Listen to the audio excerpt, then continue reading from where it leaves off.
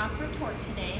Opera torte is one of those pastries that should be in every pastry chef's repertoire, kind of like pastry cream or creme anglaise or how to make a buttercream. This is built on 5 layers, and if we can look at our components, you can see what we've got. The first thing is we'll need 1 jacon cake that's baked and cool. We need coffee buttercream. So this is my Italian buttercream that I just put a little coffee paste in. We need ganache. We need coffee dessert syrup. I'm going to need a pastry bag that with a star tip that has a little bit of the coffee buttercream in it. And we have what I'm going to introduce to you today. This is called opera glaze. This is nothing more when you look at it in the formula. It has 3 ingredients. It has coating chocolate, it has some semi-sweet couverture to it, and it has a little vegetable oil in it. The vegetable oil keeps it so that when I go to ahead to cut this, it's going to be nice and smooth and it's not going to splinter on me. So it makes it a little bit on the pliable side. We're actually going to use this opera glaze twice, and so you'll see it in just a second. The first thing I'm going to do, guys, is when we do this, I need to remove the jacon from the sheet tray. So because it did cling to the pan, I just need to cut around the edge. I'm going to put my parchment right on top of it. I'm going to flip over and I'm going to remove my sheet tray. I'm going to peel this back. Now when we start to build this, it's going to be, I have to cut this just like we would cut a sheet of puff pastry for a Napoleon. So I'm going to cut this into 3 equal pieces.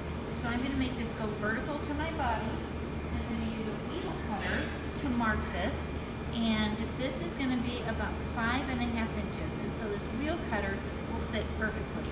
So I'm just going to take my wheel cutter, go straight down the cake. There I go, I have my equal pieces, and if at some point it didn't cut all the way through, now I can take my paring knife and I can cut and I can separate them. Now, just like you learned in Baking Fundamentals 1, we always want to save the middle one for the top because it's the flattest and it's almost always the best looking of all of them. So I'm going to take this guy, I'm going to set it aside. We always want to save the worst looking one actually for the middle. So this is my worst looking one because I have a little bit of a groove up here in the top. So I'm going to take this and I'm going to set it on my sheet tray. So I have my bottom layer, my top layer, and my middle layer. So what I want to do first is treat my bottom layer. So I'm just going to flip this over. And what I want to do is called creating a foot. So I'm going to take a little bit of my opera glaze, and if you look at this, you can see it's a little bit on the tacky side. It's sticking to my finger. And this could make it a little bit awkward when people go to pick it up and eat it, because it might just become a little gummy on the plate. Or if I were to put it in a pretty paper doily, paper liner, I want this to have a nice firm little crust to it. So I put a little bit of my opera glaze on. I'm just going to paint this. You can see it's only going to go about 1/16 of an inch in thickness. If I need a little bit more, I'm just going to grab some from my bowl. Now the very edge I'm not going to worry about too much because I'm going to end up trimming that off when I go to slice these in my individual pieces. And look, because it has the coating chocolate and the vegetable oil in it, you can see it setting up right away. If this didn't happen, guys, we would put this in the cooler for just about 5 minutes until this was completely set. But I'm almost there. So I'm going to move to the next step. When I go ahead and I build my opera, all I have to do is flip this over, because you can see this is set. It's not going to stick to the parchment paper. So I'm going to flip this over. We've got the cake flipped over. Now, because this is a low-fat cake, I do want to put a little dessert syrup on it. So I'm just going to spritz this. Again, we want to put enough on so the cake actually starts to have a little bit of a nutty brown color to it. Remember, just like when we built our hazelnut cake and our black forest, we want to touch it and make sure when we touch it, we do see the dessert syrup. So I think I'm almost there. I'm just going to give it one more spritz round. You'll notice I'm doing a mister this time. It doesn't matter whether you use a mister, whether you use a pastry brush. or whether we use the squeeze bottles that we have. So I'm just gonna clean this up. And now I'm gonna go ahead and my first layer of filling is gonna go down. I'm gonna put in my coffee buttercream. So I'm gonna frame this out. And you'll notice I'm using my pastry tip because when I do a very beautiful opera, and when I'm cut into it, I want the buttercream and the ganache to be almost the exact same thickness as the cake. So that using the pastry tip allows me to control the thickness of my buttercream and to make sure I'm putting it on nice and evenly. So there we go. I have a little piece of butter there. Pretend you didn't see that. And I'm going to take my spatula, and you can see I'm just going to fill this in. Again, light pressure. I'm not removing the height of what I piped the frame in. And look at that, that looks good, right? Again, I'm not worrying about going all the way to the edge because I'm going to pour a glaze on the top of this, and the edge is going to end up getting trimmed off anyway. So this looks good to go.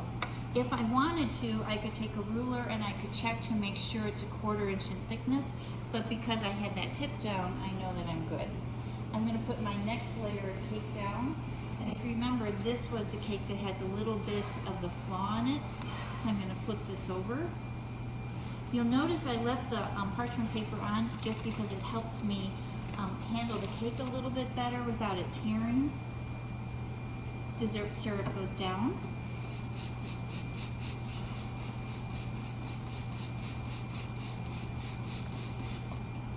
Make sure it absorbs in, so I want to touch it. It's looking good. And now I'm going to go ahead and put my ganache down. So my dessert syrup has set. I'm going to put in my ganache now. So just like the buttercream, I'm going to go ahead and frame it.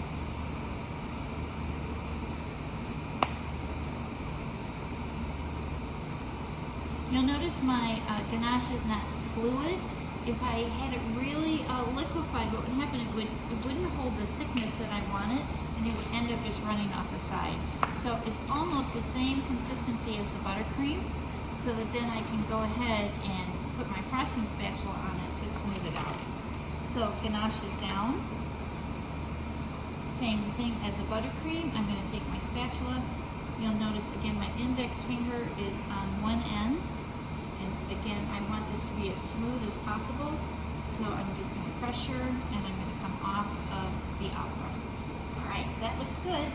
Now I'm going to add my last piece of cake. I'm going to place it on. And my height is looking great. I don't want the opera to be really any taller than about 1 inch to 1.5 inches. I'm going to give it a little bit of a spritz. And then I'm going to put a very thin layer of buttercream on top. That will just keep the cake nice and moist so that when I pour that opera glaze on it, it doesn't seep into the cake. So again, I'm putting just a very thin protective border down. And again, you can see I'm kind of going off the edges a little bit. That's not going to matter once the opera is built. Smooth this out. If you can see the cake through it, again, that's not going to be an issue because all I'm looking to do is really just protect that cake so the ganache glaze doesn't soak through. The opera glaze, I'm sorry. Okay, now, because I'm going to glaze this just like we did our hazelnut torte, I need to make sure my buttercream is cold. So I'm going to put this in the cooler. Actually, the blast freezer will be moving it too. So it'll be in there about 10 minutes. So all I have to do now is I'm just going to lift up my parchment paper, push it against the sides, and look, now I can lift my torte, okay? So I'm going to take this to the blast freezer, and in about 10 minutes we'll come back and we'll glaze it. It's nice and cold. I have my opera glaze at about 100 degrees, so that'll be perfect pouring consistency. When you see me do this, guys, please don't panic when you see the glaze go over the side, because I'm always going to have to trim this so that I can see the beautiful exposed layers. So I'm just going to start at the top, back and forth.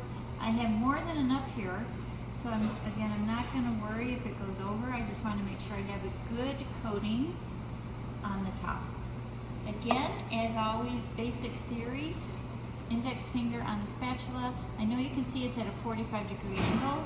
I'm just going to go down once. I'm going to finish it coming down a second time. If I have one little section like I do right here that didn't get any glaze, I'm just going to come back and put that right on there. And look, you will never know. I'm going to wait till this glaze gets pretty tacky, just like when we do our plaquettes, and then I'm going to go ahead and portion control this. My upper glaze is almost all the way set, so what I want to do now is trim the edges so that we can expose the layers. So I just dipped my knife in hot water, and you notice I'm not doing a sawing motion, I'm just going straight down the loaf. There we go. That's my end piece anyway. And I'm just going to start to peel this away so that you can see our beautiful layers. Look at that, isn't that pretty? How's it look? Okay, we need to do the same to the other side. So hot knife, I'm going to go close to the edge as possible. Go straight down. You can put your ruler along this line also. And again, look at our beautiful edges to our opera torte. Now these scraps, a lot of people, they'll just throw these out, but if you were to just cut these in small little pieces, we could use them as a garnish on a plate. You could mix them together and turn them into cake pops. So we never want to try to throw things out. We always have a use for that. So what we want to do now is measure and portion control these. So I'm going to take my ruler. First of all, let me stop and kind of clean off my area. So after trimming, you can see that the layers look beautiful. Everything is very symmetrical and almost the exact same thickness. Now classically, we would cut these into portion sizes, and then with chocolate you would write opera across the top of it. We want to upscale it just a little bit, so we're going to make some plaquettes to put on here. And when I go ahead and cut the plaquettes, I need to know my portion size, and I am at 8 centimeters. So we need to remember 8 centimeters when I cut for my plaquettes. Now, because this cake is so rich, and remember how I said you could save it for cake pops, those scraps, or you could save it for the person filming the video, and I got a high thumbs up that it was pretty delicious, correct? Just nod the camera. There we go, it was good. So we're gonna cut these in just about a 1-inch portion, 1-inch width. So again, I'm gonna go ahead and just measure this, set up my ruler cutter so that I'm good. And then I'll need to remember that I'm going to go 1 inch by 8 centimeters for my plaquettes. So I'm not going to worry about the edge because again, I'm just going to cut this off of it. So all I'm doing right now is I'm marking. And you notice I didn't cut the edge over here because I'm going to end up with scraps and I don't want to lose too much of the cake. So then I just move my wheel cutter down. And look at that, this is my leftover scraps. So that again, cake pops, someone filming, staff that are walking through that are looking for a little bit of a snack, you have something for them to eat. So let's come back and let's cut these into our individual portions. You want to make sure that your cake is still cold at this time, because otherwise when we're cutting, we could end up smearing the ganache and the buttercream. So I'm still good. You'll notice I'm just pressing straight down and then I'm cutting away. If at some point I did get a little smearing, you'll just take your knife and you can just clean this off and we'll end up with a clean cut, okay? So I'm gonna continue my cuts. I'm using a paring knife because the blade is thinner than a chef knife. If that's all you have, you could use a chef knife, you could do a slicing knife, whatever makes you feel comfortable. So I'm just gonna slice this right down the log. I'm gonna go ahead and make my plaquettes, and then I'm gonna come back and show you how we're gonna finish these.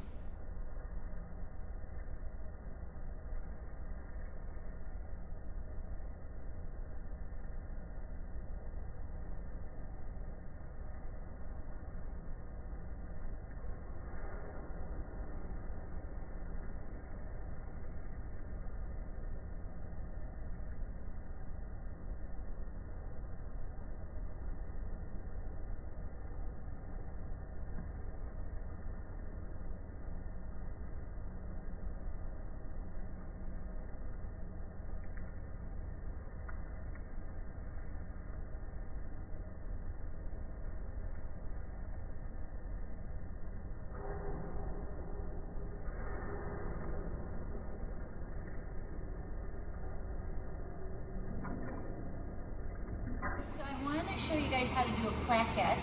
So when you do a plaquette, it's just a term for a nice decorative piece of chocolate. This is our transfer sheet. So when you feel the transfer sheet, one side is rough, that has the actual cocoa butter or the imprint on it. The other side is smooth. We always want to put the chocolate on the rough side because the chocolate adheres to the cocoa butter very much like a tattoo. So you want to make sure your chocolate is about 100, 105 degrees. If it goes over that, it will actually be too hot and it will smear the cocoa butter. So I have melted my chocolate and I let it cool for just a minute. I'm going to drizzle about half a cup of chocolate on my transfer sheet. And with the tip of my spatula, I'm going to move it to the edges. I need the chocolate to be just about 1/8 to 1/16 of an inch in thickness.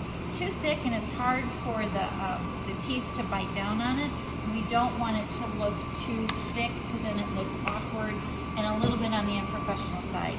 So the thinner it is, the more delicate it is, and it will show your skill level a little bit more. So again, I'm just going to spread this. And now what I want to do is I'm going to clean my spatula. I'm going to go underneath because I know you can see that I do have some wrinkles under here. So I'm just going to move my spatula underneath and look, it eliminates the wrinkles. And then I'm going to let this sit here until the chocolate is just starting to set up. And then I'm going to go ahead and make my cuts. If I were to make my cuts now, obviously, if you see that I do this over here, the cut line is just going to bleed right through. If I let this set up all the way, when I make my cuts, the chocolate would start to splinter and it would crack. So we're looking for that delicate line of where it just starts to sit before it has set up all the way. And again, I just want to smooth out the top a little bit now. So I hold the spatula at a 45-degree angle. I put my index finger on one side. I give even pressure. And then look at how nice and smooth my chocolate plaquette will be. Okay. If it's on a really hot day and you find the humidity is making your transfer sheet pull up a little bit, put a little bit of chocolate underneath, and you can put it on your bench, and then these won't start to curl up on you because we want these to be pretty flat. So this has to set about 10 to 15 minutes. It's a little bit warm in the bakery today, so it's going to take a little bit longer. And I'm not on my marble table, and I'm doing this specifically not on the marble so that when you guys go ahead and cut this, it's going to take a pretty long time, like the 10 to 15 minutes. If I did it on my marble, this chocolate would be ready for me to cut in about 2 to 3 minutes because the marble will always make the chocolate chill off faster. So I'm just going to let this sit, and in a couple minutes we'll come back and we'll cut our plaquette. Okay, so it's been about 2 minutes, but let's look at this because here my edge is nice and firm here, but look at my center. It is still much, much too wet. So again, I don't want to rush the fact and cut these too soon. So just right here where you can still see my fingerprint, that's the goal that I'm looking for. This is going to be too firm. This is too wet. So this is really what we're searching for. So we're going to let this set aside and wait on these. To cut these plaquettes. And this plaquette is the one we're going to use for the opera torte. So I want to go ahead and cut these in a 1-inch piece. So I have my roller cutter again. So I'm just going to put in my ruler, make sure all of my lines are accurate, and then I'm just going to tighten it. So you can see I'm doing music notes to go along with the opera because I thought that would be pretty. So here we go. I'm just going to take this. Oops. I'm just going to hold onto my transfer sheet, take my roller cutter and go across the chocolate, line it up, and keep going just to make sure that I have enough. And I'm only going to cut one direction at this point because I'm not sure how long my opera piece is going to be. So I'm just going to cut one direction right now, and I'm going to leave this at room temperature. Once I have cut my opera to its portion size, I'm going to come back and cut it the opposite direction. Okay? And then I'm going to chill this because if you remember from other classes, once you have this cut, we should really chill down the chocolate in the transfer sheet before we pull it away, just to make sure the chocolate really does adhere to, the cocoa butter adheres to the chocolate. After trimming the opera, I know that my width is 8 centimeters. So I need to set up my wheels again. So I'm just going to unlock these. And I'm going to set it at 8 centimeters. So so that again, I don't want this plaquette to hang off the edge at all. I want it to be flush with the cake. So this is good. I'm going to tighten it. I have my plaquette, and I want to make sure I can get 3 rows in case next time I do this, then I'll have the plaquettes ready to go. So, because I don't want to waste this chocolate. So I'm just going to come down. Look at my beautiful plaquette. If I don't think the wheel cutter cut all the way through, I can just come back with my paring knife and give a little cut. And then these need to go into the cooler. I'm actually going to plop them right into the freezer. Plop is my culinary term for the day. Just again to make sure that the cocoa butter sets with the chocolate. So I've gone one direction. Now I'm just going to recut this. But it's cutting beautifully, so I think I'm good to go. We are just pretty close to finishing our opera torte, but this is just classic plaquette technique, so then it doesn't matter what design I'm making. And I want to take this now, I want to take it to the cooler, but what I want to do too is we're going to need to invert this because, well, the chocolate is set, but normally when you do a transfer sheet, we invert it so that while it's cooling, gravity will keep the transfer sheet from curling up on us. So you're going to see me just in a minute bring this out from the cooler, and I'm going to peel the transfer sheet away. Plaquettes have been in the cooler, so all I have to do is peel these away. And then look, the cocoa butter has adhered beautifully. Now I tried to save these too because these will make some great chocolate spaghetti, so you're not going to see me throw this away, I'm going to save it. Now in order for us to finish our opera, my goal was to have these plaquettes kind of go up and elevate off of the opera. So I have to take a little bit of my coffee buttercream, and I'm going to pipe 3 rosettes. And then I'm carefully just going to pick up my plaquette and put it right on. So look, it looks like it's floating. Again, this just upscales our opera a little bit. And you can see at no point is the plaquette going over the edge of the opera. And again, we're just showing another skill set that makes us different than any other baker or any other pastry shop, because sometimes the fancier it looks, I can charge a little bit more money for it and just show off my skill a little bit more. Okay, so here we go, guys. This is our finished opera with our plaquette. And again, this could be frozen in the log. Before I cut it, I could cut it, and now I could freeze these again. When I get ready to sell these, we're going to put these in some paper liners, and that will help protect the sides of the cake. Because opera cake, like a Napoleon, the sides are always exposed so that people can see the beautiful flavors and the beautiful layers. But opera is always coffee and chocolate, and it's almost, again, we'll always have the chiffon cake on it. So again, we have our 3 layers of chiffon cake, 1 layer of coffee buttercream. We have an opera ganache, and we have our opera glaze on the top. So this will be quite delicious. Great for an afternoon tea. If I were to cut these in